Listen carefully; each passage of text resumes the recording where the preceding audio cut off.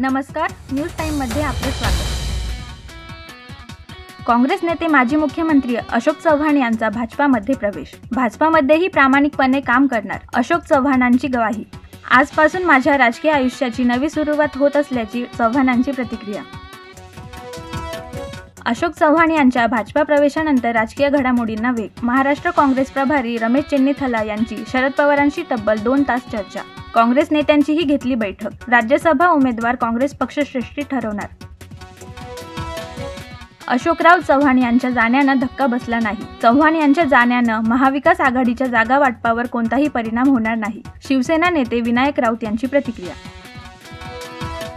निवडणूक आयोगाच्या निर्णयाविरोधात शरद पवार सुप्रीम कोर्टात। अजित पवार गटाला राष्ट्रवादी काँग्रेस पक्ष म्हणून मान्यता देण्याच्या निर्णयाला विरोध। अजित पवार गटानं न्यायालयात दाखल केली कॅव्हेट याचिका। उद्धव ठाकरे गटाचे नगरसेवक अभिषेक घोसाळकर खून प्रकरणातील आरोपी अमरिंदर मिश्राला 14 दिवसांची न्यायालयीन कोठडी। मॉरिसनं अंगरक्षक मिश्राची बंदूक वापरून केली होती घोसाळकरांची हत्या। राज्यातील जिल्हास्तरीय 11 हवामान केंद्र होणार बंद। निर्णयाविरोधात राज्यातील 398 कर्मचाऱ्यांसह अधिकारी जाणार न्यायालयात। जिल्हा कृषी हवामान केंद्र सुरू ठेवण्याची हवामान तज्ज्ञांची मागणी।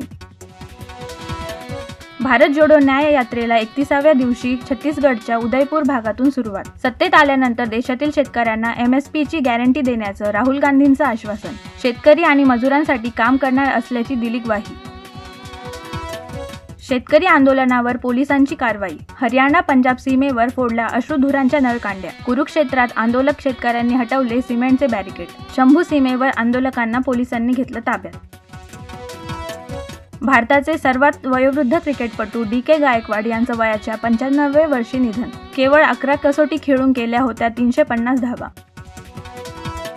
अभिनेत्री गायिका मल्लिका राजपूतचा संशयास्पद परिस्थितीत मृत्यू। राहत्या घरातील खोलीत सापडला मृतदेह। कंगना रानौत बरोबर रिव्हॉल्वर राणी सिनेमात केली भूमिका।